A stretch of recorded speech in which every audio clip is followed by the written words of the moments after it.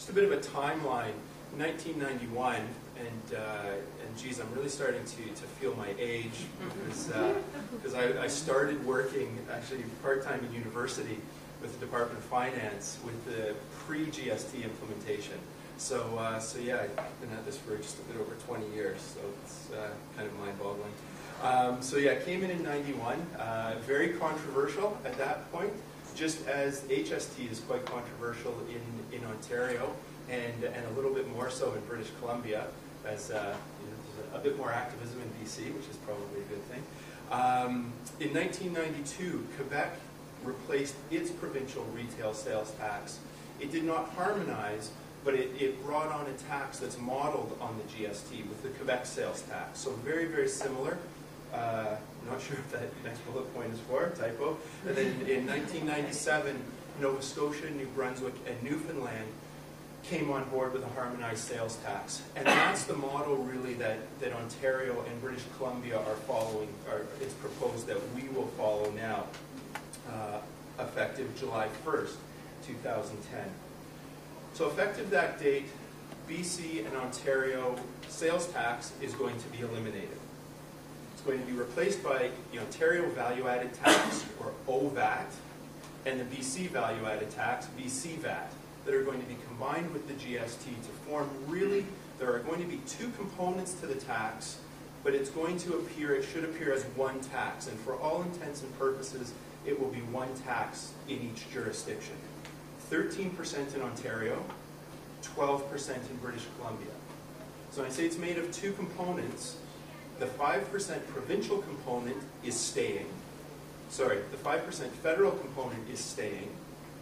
In Ontario, it's an 8% provincial component, and in British Columbia, a 7% provincial component is being added. And when we get into the rebates, you'll see why that's important. Because in some instances, it does need to be calculated separately. Now, the British Columbia Ministry of Revenue and the Ontario Ministry of Revenue will no longer be administering provincial taxes. That will now fall under the purview of the CRA. So you'll be filing a single return or single rebate claim for HST submitted to the respective government that will cover off both components of the tax. So you're no longer dealing with two separate ministries, which should, that's one of the simplification measures that our provinces are touting with this, but we'll wait to see. At the end of this, you can judge to see whether, yeah, we'll take a poll at the end. Is this really simplification, or is it just making things that are already terribly complex even more complex? I think you know where I fall on that one already. So yeah, CRA is going to administer. Running through the timelines, March 26th was last year is when Ontario made its announcement that it was moving to the harmonized sales tax. So we're approaching a year. It's gone pretty quickly. June 18th, Ontario released some guidelines on real estate transitional rules. And that's mostly residential real estate. So I'm not sure, I don't have a list, there wasn't pre-registration for this session, so I'm not sure where everyone's from. But for example, if you're involved in, if you're a charity or NPO involved in social housing, there's some interesting information in a bulletin that the CRA put out on June 18th that you might want to take a look at for residential real property. July 23rd, BC followed suit and announced that it would harmonize, effective the same date, July 1st, 2010.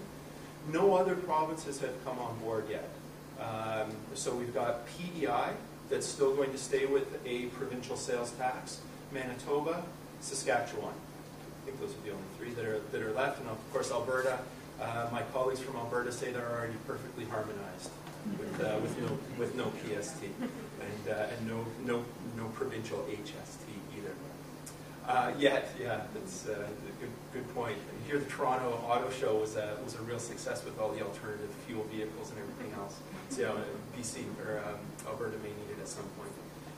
November 12th, Ontario announced, or they made additions, point of sale rebates were announced when each province actually made their HST announcement. And I'll talk a bit in a moment about what the point of sale rebates are. November 12th, Ontario added a couple more. November 16th, this is a little bit of interest to you. Further details came out on input tax credit restrictions. That's of no interest to you. Point of sale rebates a little bit, and public service body rules. Just some of the filing options that you have as public service bodies. And the big question mark is place of supply rules. Not so much of an issue for you, meaning when goods or services are supplied or delivered, which jurisdiction rules. So is it a sale in British Columbia? Is it a sale in Ontario? Is it a sale in Alberta? It's not an issue for you. It's a huge issue for us. And we don't have the rules yet. I mean, imagine we're a national firm. I go to a meeting in Montreal, sign an engagement with someone in Montreal. I come back here, do 10% of the work in Toronto, and I get one of my colleagues in Alberta to do 90% of the work. So is it Quebec, is it Ontario, or is it Alberta? And all three have different tax implications. So we're still waiting on that one. So sorry, I'm just venting. So here's the landscape of how things will look on July 1st. I already went through it. Newfoundland, New Brunswick, Nova Scotia already have their 13%. HST, Quebec is their 5% GST and 7.5% QST. PEI holding tough, 5% GST and 10% PST. Just incidentally, PST is calculated on top of GST there, so they really get it stuck to them. Manitoba and Saskatchewan in the middle, remaining with PST, and then BC out with HST. Nothing up in the territory, so no provincial or territorial tax up there. Basic concepts. So the tax is going to be levied under the Excise Tax Act. So that is the piece of legislation that governs the GST at present. So much of what, the way HST is going to apply, in large part already exists because it's there in the Excise Tax Act. The Excise Tax Act is set up for the provincial, for the Atlantic provinces to administer their provincial HSTs as well. And it's interesting, the way that was done is it prescribes in the regulations which provinces come on. So they don't have to really change the legislation much, they just have to change the regulations, which is a much easier process. Of interesting note as well, the provinces have control over their degree of tax. So Ontario decided it would be 8%. The Atlantic provinces decided they would be 8%. BC decided 7%. You know, if Manitoba came on board, they may decide to stay with 5%. So it's really up to them, and that's an easy thing to do because it's set out in the regulations. Some key areas that are unique and that do fall under the provincial control are the point of sale rebates and input tax restrictions. I'll talk a bit more about point of sale. Transitional rules, place of supply, multiple rate, and the rebate rates. So that's another thing. When we get to the rebate rates for public sector bodies, you'll see that it differs from province to province. And that is the provincial, falls within the provincial rules or entitlements. So just to run through here, we'll see, you know, this is where you may start to scratch your head about all this simplification talk. You'll see here to the far left that we've got the federal, so the GST rebates that public service bodies are currently entitled to. And it runs down from 100% to municipalities down to 50% for qualifying for charities and qualifying non-for-profit organizations. You'll see Ontario, and I'm sure I'm not going to be accused here of pandering to the government because I don't think there are any government people in the room, but I think Ontario was fairly generous when it came out with their rates, and in fact we were quite surprised. Ontario came out with these rates, as did BC when they announced, but they came out with the rates on announcement dates, their announcement dates. The Atlantic provinces didn't. They waited until it was very close to implementation. But you'll see if we scan over Ontario, a little bit more generous than British Columbia. If we look over to the Atlantic provinces, though, not so generous over there. For the most part, you'll see the charities and qualifying not-for-profits are lower. hospitals, school boards, universities, and colleges only get rebates in the provinces of Nova Scotia. So there is no provincial rebate on the provincial portion for those groups in Newfoundland and New Brunswick. And then municipalities are down at 57.14.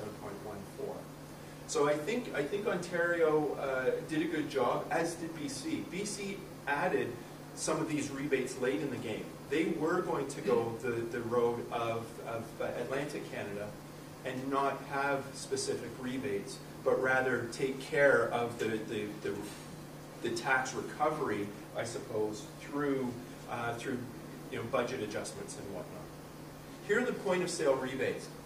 And rather than running through the list, you can read them there. I just want to talk about what the point of sale rebates, why they exist, and really how they're going to work. These are, for the most part, exclusively, these are items that did not attract provincial sales tax previously.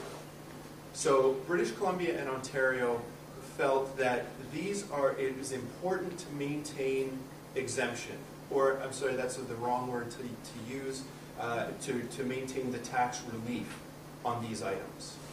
Okay, so we walk through, for the most part, up top, they're consistent. And then we have a couple at the bottom. Newspapers and meals under $4 in Ontario will receive a point of sale rebate, and motor fuels and residential energy in British Columbia will receive a point of sale rebate. What that means for us as consumers is that at the point of sale, we will not pay 13 in Ontario or 12 in British Columbia. We will actually just pay 5. Technically, all of these things are subject to tax at the full rate, but there's a mechanism that the retailers will undertake whereby they only charge the 5%. So essentially, we as consumers are entitled to a rebate of the provincial component, but it's being granted to us right away. Rather than applying for it to the CRA or the ministries, it's just being given to us at the point of sale. Okay, you'll notice, and probably many of you, most of us are from Ontario, are saying, well, what about motor fuels and residential energy?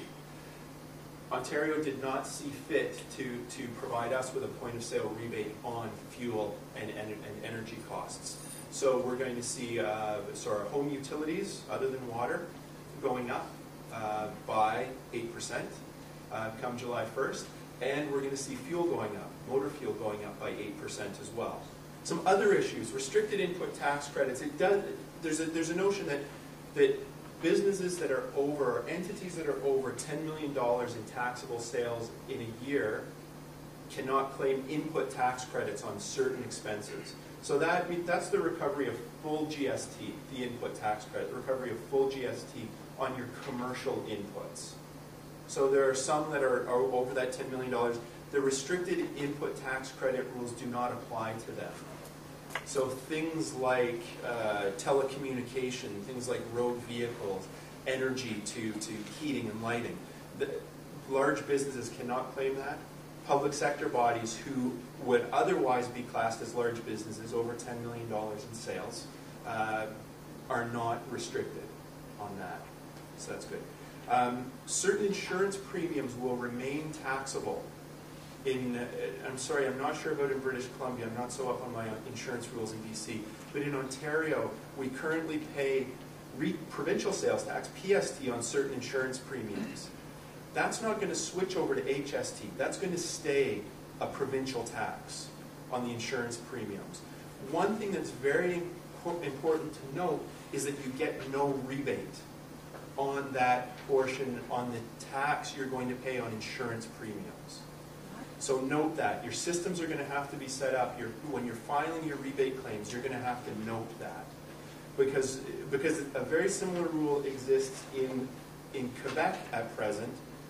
And when we see clients in Quebec, when they're audited, that's the very first thing an auditor looks to see whether they've claimed rebates or input tax refunds on their insurance premiums. Okay, so that's going to be whether your insurance premiums relate to a commercial activity or an exempt activity. What I mean by that is commercial activity for GST, HST purposes is an activity that requires you to collect GST, and then consequently will require you to charge HST. An exempt activity is an activity where you do not have to charge GST, HST. Typically, if you're involved in a commercial activity, so taxable sales, you can recover virtually all of the tax you pay out at 100% by way of input tax credit. If that input tax, the tax you pay out to undertake your operations, relates to an exempt activity, you get no input tax credit. That's when you go to that partial rebate. Okay, so just to set that, when I'm talking about commercial and exempt, that's what that means. Now, special quick method accounting for public sector bodies, that is one where it's an option that public sector bodies can use the way they file their tax return and file for rebates and credits. And this is for qualifying nonprofit organizations and other public sector bodies that are engaged both in commercial activities and exempt activities. So what it allows you to do, what it will allow you to do is where you charge GST. Remember I was saying a minute ago that if you're involved in a commercial activity, you can typically claim back 100% of the GST that you pay out. Under the quick method, you don't claim back 100% of the GST you pay out in your commercial activity, but you also don't remit all of the tax that you've collected on your taxable sales. So what you would do is you collect 13% and you remit 8.8%.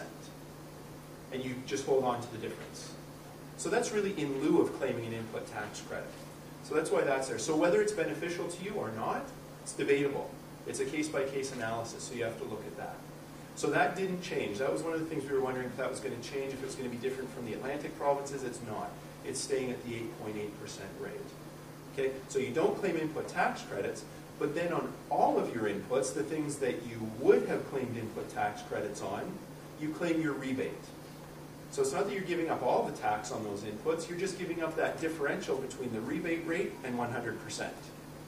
Okay, so that might be a good deal, something for you to look into as part of your planning as you're approaching sales tax harmonization. Some other issues I wanted to talk about are imported goods. Imported goods that, and here I'm talking about imported into Canada. When those goods clear customs, they're going to be subject to just the GST, so to the 5% GST. So that's what customs will collect. So we still have 8% of the provincial HST for Ontario and 7% in BC. You will be required to self-assess that tax. So in essence, that is no different from what you have to do with provincial sales tax right now. I'm sure you're all doing it, and I don't need to see a show of hands. But for example, if you order something, and that's includes software for PST purposes now, because software is deemed to be tangible property for PST purposes. So if you license software from a U.S. vendor, you're meant to be self-assessing PST right now at 8%. So essentially, you'll have to do the same thing. I mean, in that example, that's not something tangible that comes across the border. In fact, there you'll have to remit or self-assess the full amount of the HST. Let's say it was printed material, some promotional material that you had printed in New York State and then sent in. It's only going to be 5% when it comes across the border. You've got to self-assess the additional 8%. And again, first thing auditors look for, both in commercial audits and public sector audits. Imported taxable supplies are services, imported services. So if you, just trying to think of imported services, that engineering services, architectural services. There's an architectural firm in the United States that focuses on hospitals, and you want some plans drawn up for you, a new addition that you're putting on your hospital or some renovations. You will have to self-assess 13% now on those services, okay, if they're acquired from outside of Canada. And the reason they do that is just to make sure that we're not shopping outside of Canada. It's the same thing for individuals. And I'm sure we're all doing this personally. If we go down to New York State and buy a pair of pants, when we come back in, we're meant to be self-assessing tax on that. Okay? I don't need to see a show of hands. Same thing if we're in Quebec or another province, when we bring something back into Ontario, we're meant to be self-assessing tax on that. And that's the same across all of the provinces. So that's to the next point, imports from other provinces. Same thing. You're going to have to self-assess the tax on there as well. Okay. If you've paid tax in another jurisdiction, you may be able to recover it. Okay. So for example, if we bring something in from British Columbia, we've paid HST. We're not going to be required to self-assess that tax. But if we bring something in from Manitoba, Saskatchewan, any other non-HST province, we're going to have to self-assess the tax. So, and if you do, there's likely a recovery mechanism for the tax that you may have had to pay in that other jurisdiction. Okay, so stay on top of that. I don't know how much interprovincial or imports you have, but just something that's a key thing that I'd hate to see people get caught up on.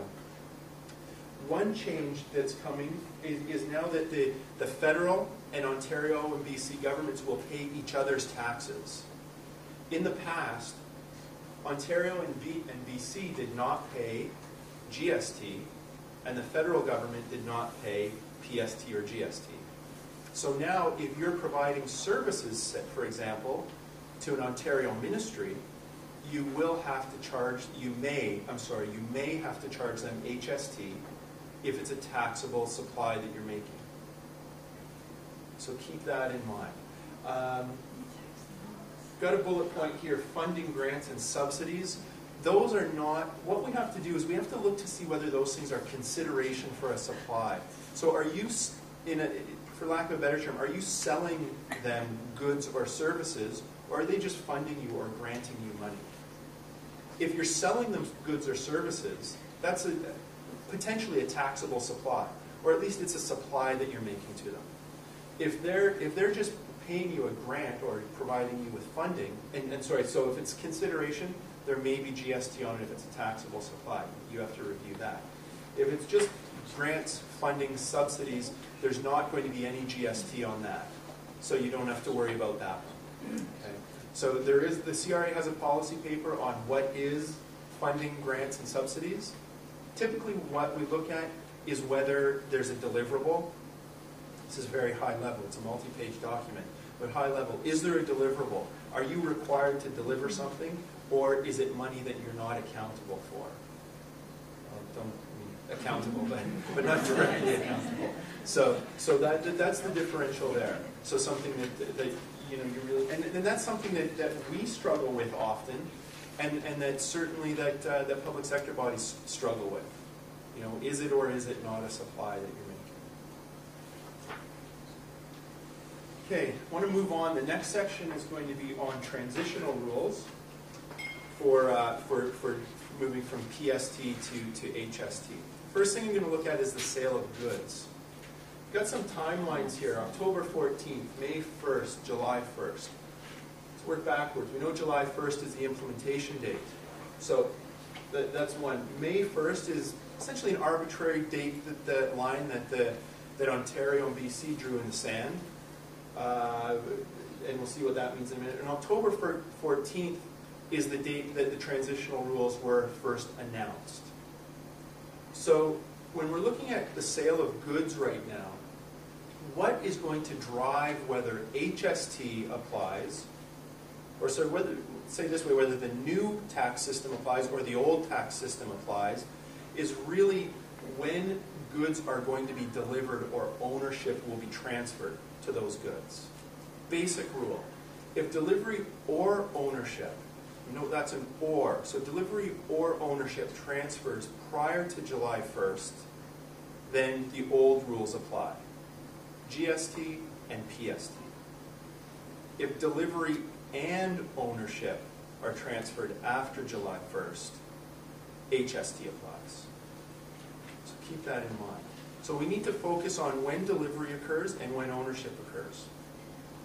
Now, for supplies where delivery and ownership is going to transfer after July 1st, if there have been prepayments, there are special rules for prepayments. If the prepayment is made on or after May 1st, and we know that the delivery is going to happen after July 1st, the vendor must charge HST on that sale.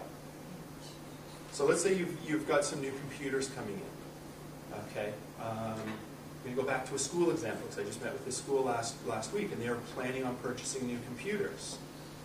So if they were entering into the agreement now, but they were going to take delivery in August, let's say.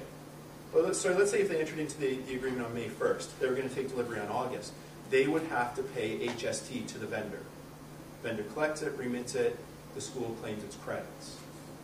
If it's before May 1st and October 14th, actually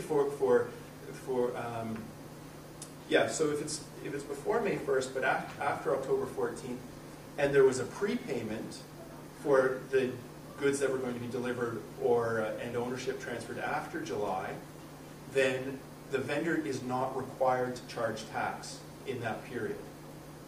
You, however, are required to self-assess tax. So it's probably unlikely that many of you are going to be prepaying for goods that would be delivered after July 1st at this point. But in case you are, note that you will have to self-assess. Okay, so the key thing to remember, if you're receiving goods, you'll be receiving them after July 1st, and the vendor does not charge you HST, you've got to self-assess the provincial component of the tax. They should not be charging you any PST. If they do, and I mean there's kind of an adage in our world that says if you're unsure, tax it. So you may see vendors, if they are unsure, taxing the sales that they make to you because you've entered into the agreement, because you've paid for it maybe before July 1st. Okay. And if they're not going to be flexible on that, then you're always entitled to claim a rebate of that tax that you may have paid in error. Okay, the provincial tax, the PST that you would have paid in error. Okay. So as we continue down the simplification road, and make it nice and simple for you guys, move on to services. So for services, again, we need to focus on when the service is actually performed. If the service is performed before July 1st, there's going to be no HST. And as we know, most services right now don't have any PST on them.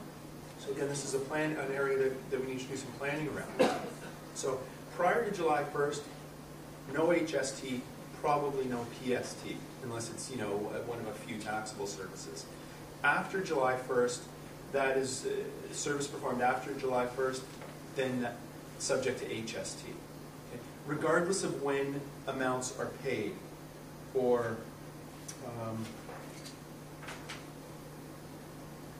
it's regardless of when amounts are paid, it's when when the service is actually performed. Okay? There is a special rule that if 90% or more of the service is performed prior to July, then no HST will apply. And having in parentheses there, the old RST, province really hasn't said what's going to happen there. If there was no HST on any of it, on that portion that was post July 1st, are you going to have to self-assess RST on that, or will RST apply?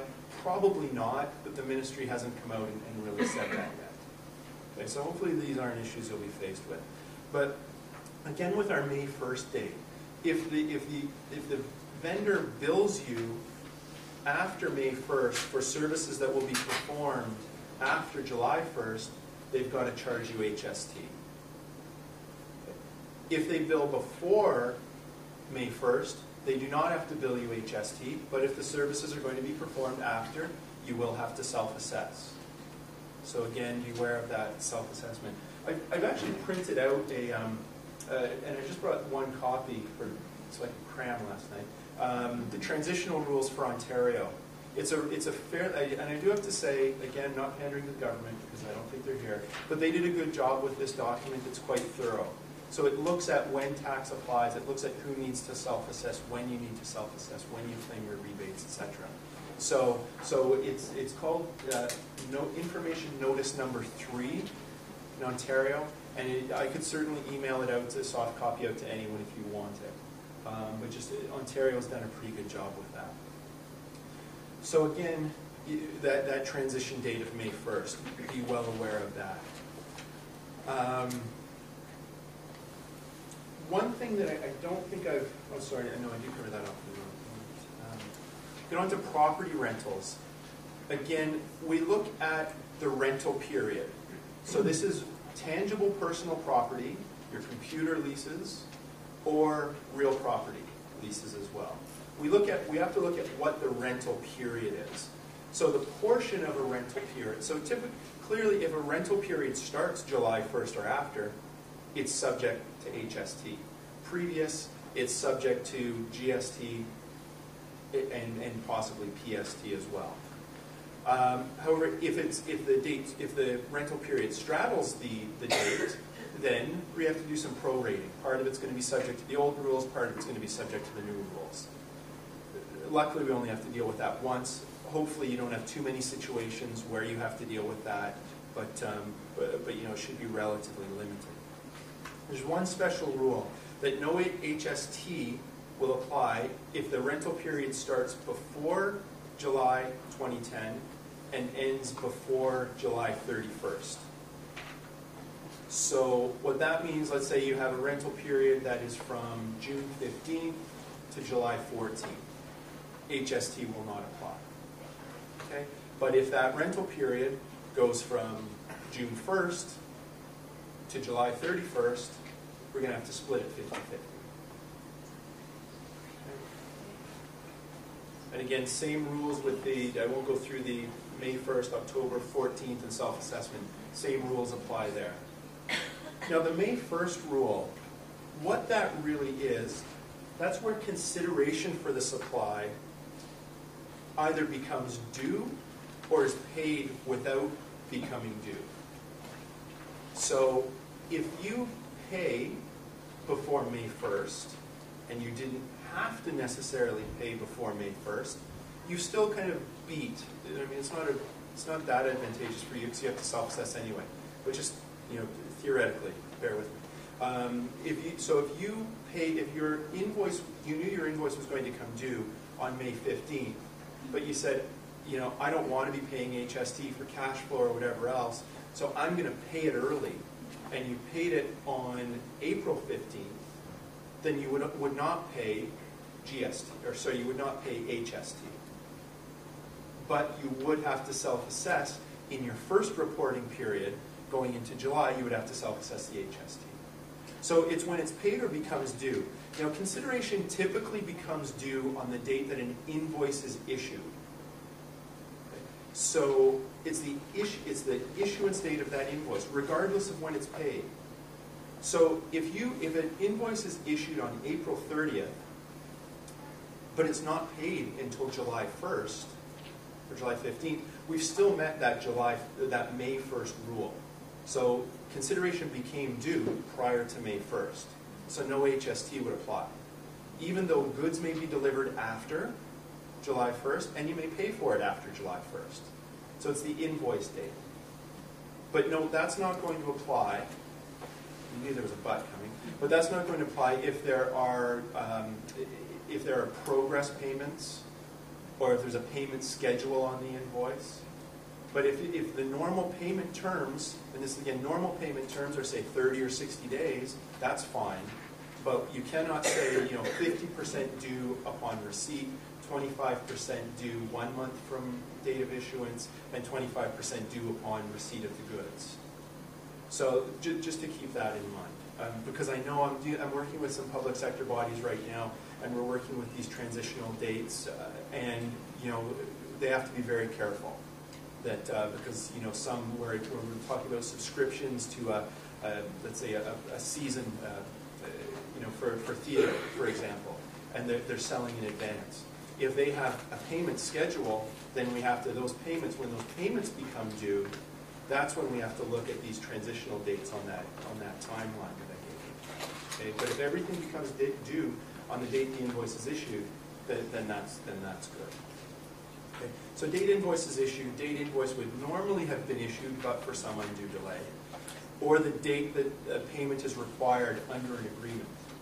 So on that last point, we talked about, for example, rental periods. You're probably not going to get an invoice every month for the goods or the office space that you're renting, but it's going to be in the agreement, and it's going to say when payments are due. Okay, so that dictates that as well. Some other special rules for transition. We don't have time. Deposits. Deposits are not consideration for supply. So tax does not apply to deposits, but it has to truly be a deposit. So it cannot be taken in as revenue, for example. It just has to be held as a deposit. Tax will apply, or consideration is viewed as being received when the tax is when that amount is applied to the sale, the thing that was sold. Returns and exchanges gets a little bit tricky. And this is for PST paid goods that you return after June 2010. So if it's a straight exchange, if you're exchanging an adult shirt for another shirt, got it as a gift, you didn't like the color, and there's no additional consideration, no additional amount that you pay, it's just a straight exchange. There's no tax transaction whatsoever. If it's less and you get a refund, tax is going to be ignored. You'll just get the difference on the selling price. If there's an increase in the amount that you have to pay, you like another shirt better that costs $20 more, you'll have to pay HST on that $20 only. So just on the differential. If the item was not subject to PST when you purchased it, the entire selling price is going to be subject to the provincial component of the HST when you do the exchange. An example is kids, I think all bikes in Ontario now under $1,000 are PST exempt. They won't be relieved. There's no point of sale rebate for bikes under the HST regime. So if someone bought a $400 bike previously, pre-harmonization, returned it and bought a $600 bike or even a $400 bike, exchanged it, didn't like the color, then you would have to pay the provincial component of the HST on the full selling price. So on the full $600 in that example. Sorry, I threw two numbers out. But on the full amount, so even if there's no differential. Okay. Progress payments for construction. This gets really tricky, but just as a general rule, so we have to look at progress payments. It's really going to be driven on when the service is performed. When the service is performed that the progress payment relates to. Okay, there are some special rules for that, which we could talk about later, or they're in this bulletin as well. That talks about when tax is going to apply, because there are some deeming rules about when something will be viewed as being complete, when a project will be viewed as being complete. So just some things to note on that. Holdbacks. Tax will apply based on when the service was performed that the holdback relates to. So if you pay a holdback in July that relates entirely to services that were performed pre-HST, there will be no HST payable on that holdback. It will only be the GST that's payable on the holdback. Okay, so watch for that. And why I really want to point that out to the couple of people who put their hands up is that I've been talking about when you might need to self-assess when you didn't get charged any HST. So the contractor shouldn't charge you HST on the holdback. Make sure you're not, getting into self-assessment mode and self-assessing HST on that. So they'll charge you GST like they should. That's all you need to pay if the holdback relates to a period before July 1st. And there's another one, an RST or PST, retail sales tax, provincial sales tax, inventory rebate. So for materials that a contractor has in inventory for a residential construction,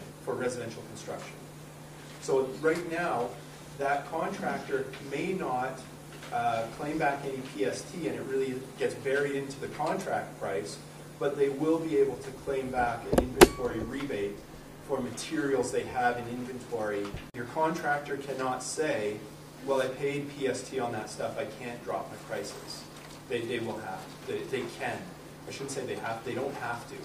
There's nothing that mandates them to drop their price, but knowledge is good, and you can force them on that one. Unfortunately, it is only for residential construction projects. Okay, so it's not other construction projects. That's all I want to say about that stuff. Moving in now into the impact analysis. So how is this actually going to impact you as public sector bodies?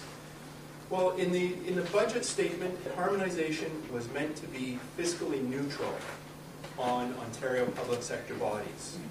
So that means that, I see a lot of head shaking, and I think it's really going to be a case by case. Some will benefit, some won't benefit, some will be neutral.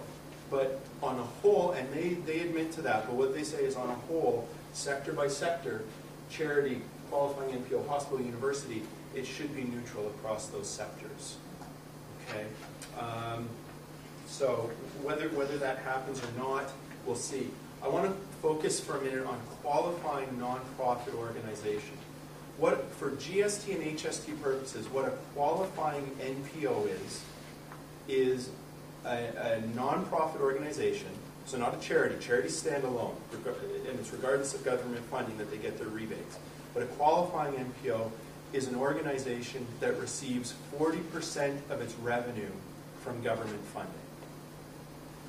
And that is what drives the GST and HST rebate for nonprofit organizations. If you're a nonprofit organization and you're not one of these other types of entities that follows, then you get no GST, HST rebate. Okay? So that is a problem for those types of organizations. Okay? So again, if you're unsure, it's a nice 3-page definition of what government funding really means in the legislation. But what you really need to do is look at it is 40% of your government funding over your total revenues. So you look at that, and government funding means money you're getting from the government as subsidies, grants, transfer payments, that is not for a supply that you're making to the government.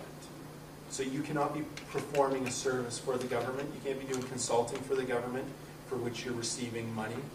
But it must be to support your activities, your core activities, or special product projects, something of that nature.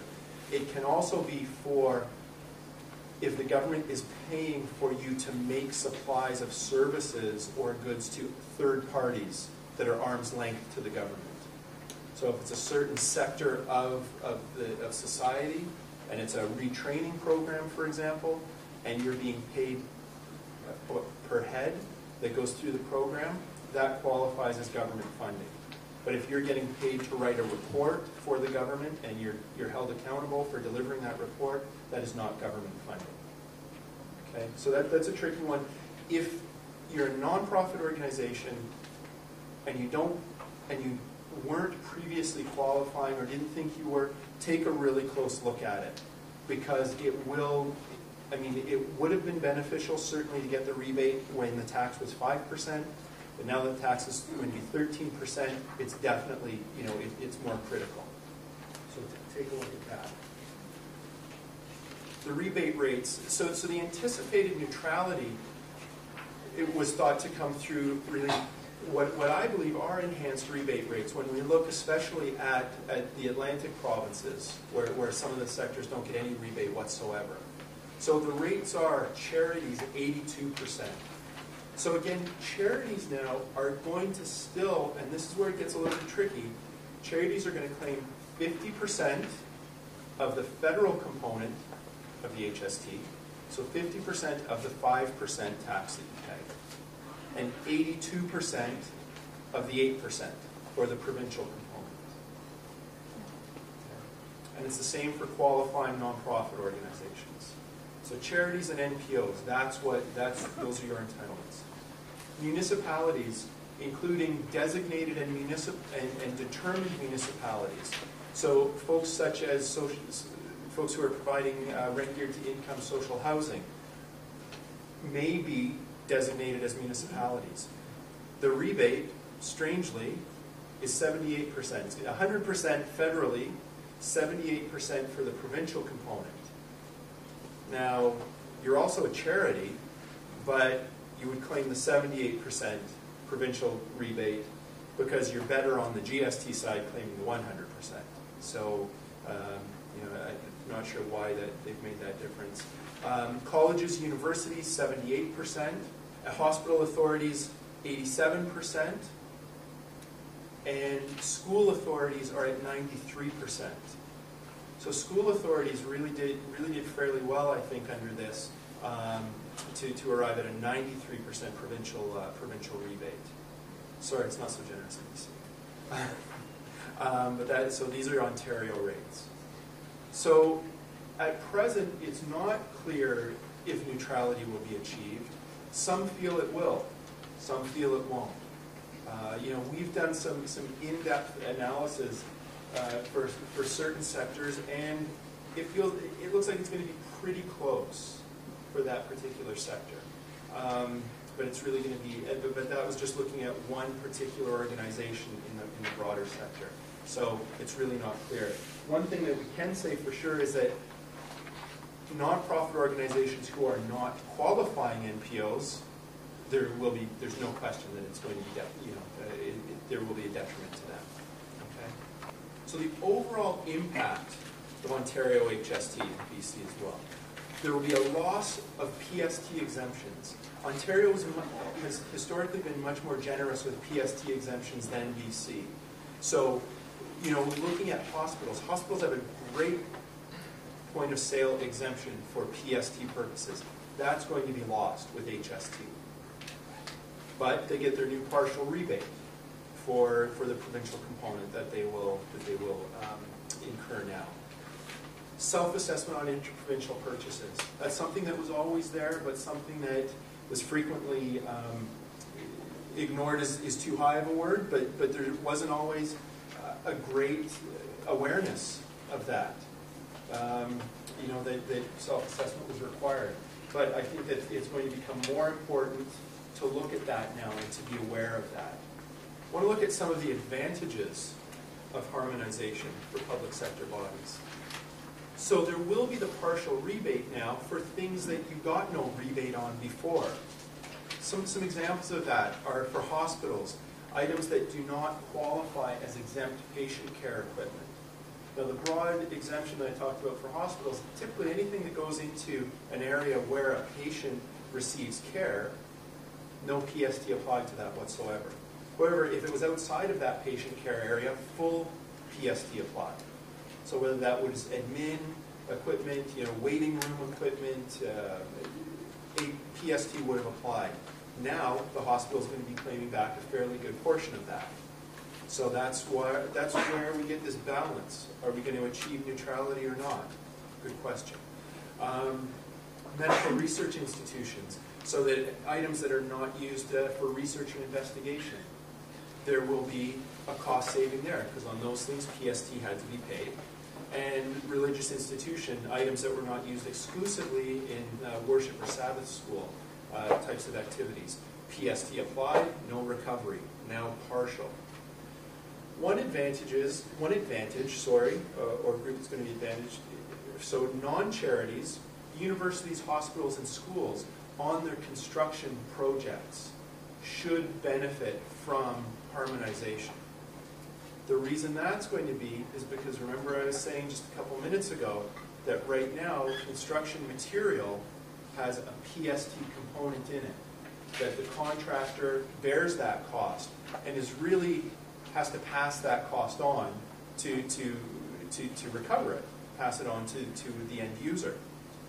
Now that contractors are going to be entitled to claim input tax credits on the material that they purchase, that is no longer their cost of doing business. And incidentally, that should be somewhere between 2 and 4% of the total contract price. So a $10 million project, we should be going down by roughly 3%, let's say. So that's something to keep in mind. And why I say non-charities, universities, hospitals, is these are groups that were not previously. There is a PST rebate for capital construction projects, but these groups, you have to be a charity to claim it. So a non-profit organization cannot claim it. And a charity who's a university, hospital or a school cannot claim it.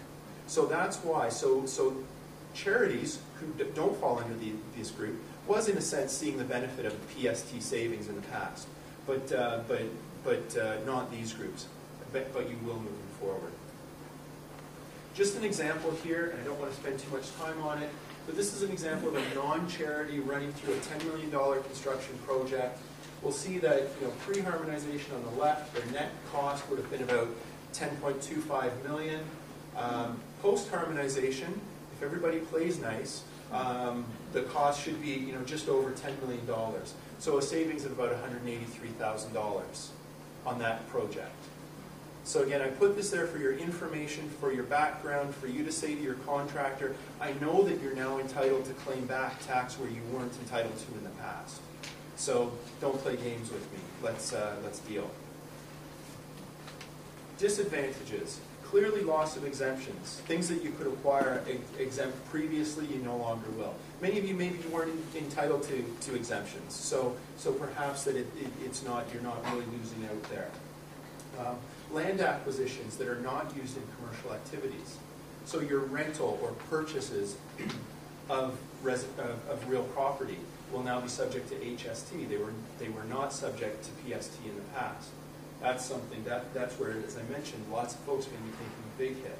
Professional and consulting fees. Well, we're not that expensive, so you're not going to take too much of it. But you didn't pay PST on our services before. You will pay HST now. Insurance premiums.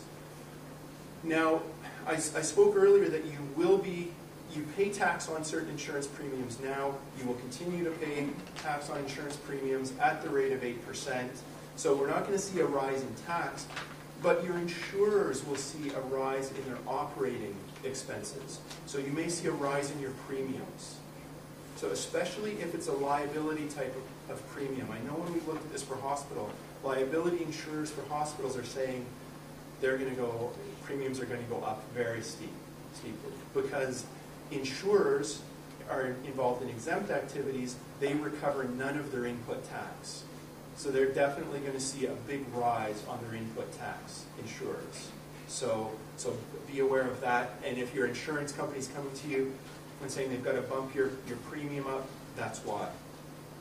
And construction for charities, small disadvantage there, because you're losing now that 3% PST rebate that you were entitled to, and then you're only recovering a portion. You're only recovering the 82% of the provincial tax that you paid out on the construction cost. And the next slide is the same type of example on a $10 million construction project.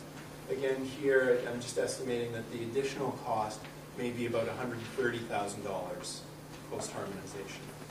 But I've been talking about monetary impacts to this point. Some of the non-monetary impacts, and it depends on how technologically advanced you are, how much you're relying on technology, but you may need to make systems changes, or you will need to make systems changes to properly calculate the HST that's collectible by you, to separately record the federal and provincial components of the tax. As you saw, that will be important, because on the rebate claim form, we believe that you'll be required to state the amount of GST, or federal rebate, that you're entitled to, and the amount of provincial rebate that you're entitled to. And we think it's going to be that way because of the way that the forms exist for the Atlantic provinces currently. So take a look at your rebate form, and you can see how that we think that may be there.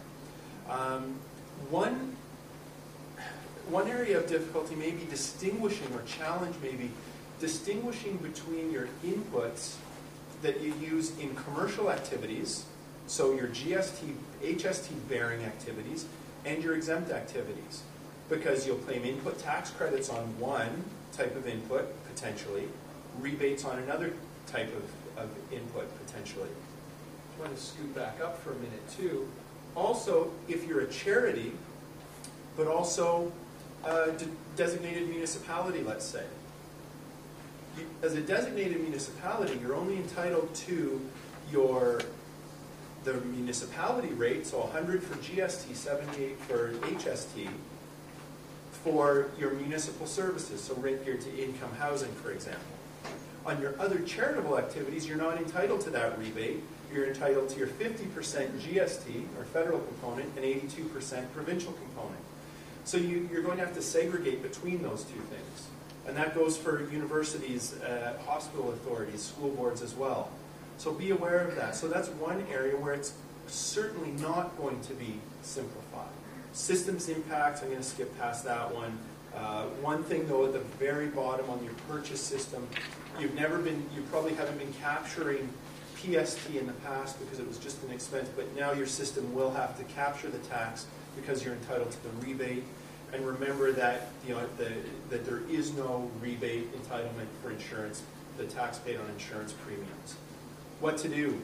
We're quickly approaching implementation date, but do get together if you haven't done this. Get together internally or with your group if you're connected with similar providers in the area. Analyze the impact that it's going to have on you. Analyze the impact on your inputs and your revenues. And then incorporate that into your budgeting process, because it is going to be important. If this is going to cost you, if harmonization is going to cost you $25,000 more next year, you want to know that now, because the money's got to be there. So you may have to do some juggling. Also, if it looks like you're going to get an extra $25,000, that's great. That could be, you may be able to, you may want to not tell your operations people about it, but you know that it's there in case that you've got it. So do that. And look at how that's going to impact your funding. If it will impact your funding, if you're going to receive a benefit from tax, are your funders now going to be giving you less money so that that's going to be balanced off? Existing contracts, look at those to make sure existing contracts that are straddling, that any PST savings that are going to be resulting from that your supplier is going to be entitled to, make sure that you make it clear that you want those passed on to you, and that if they're not, you'll remember that the next time the agreement comes up for renewal. And adding Ontario VAT references to agreements that don't have them. You may be able to do that.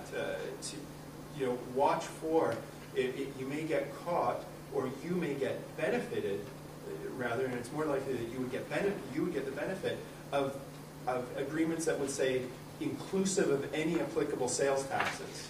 Well, that's great, because your taxable consideration has just gone down by about 8%. Okay, and your recovery has gone up. So if you're going out to RFP, sending things out, make sure you're aware of HST and how that's going to apply. A couple of other things. I think this might be the last slide. This will take it will be a bit of a stress on your internal resources, at least in the transition period. Plan for that. PST refunds that you may be entitled to now, take a look, do a good scrub before, as soon as possible, because you are still entitled to them, and you will remain entitled to them for 4 years. That's not going away.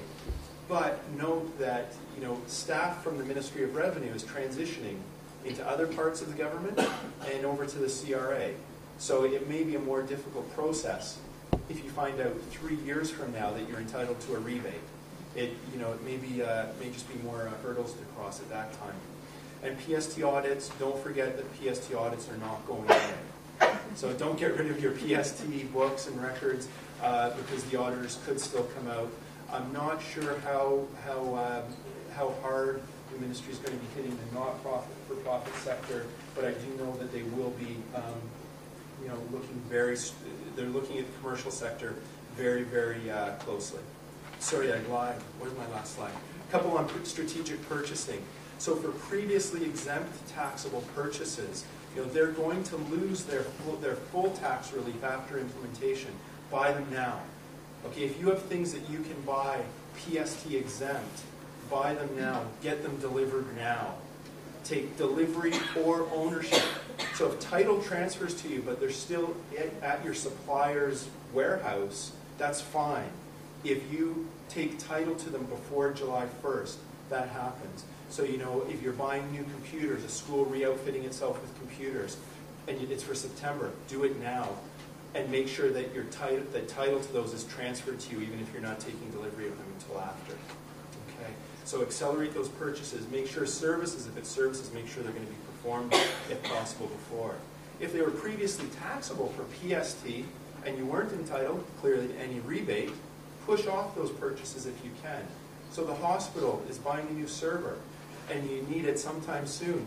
Don't buy it now, because you'll pay PST the full amount. Push that off until after July 1st, because you'll get the partial rebate on it. Okay? If it's not possible to delay, look into entering into a lease with the vendor.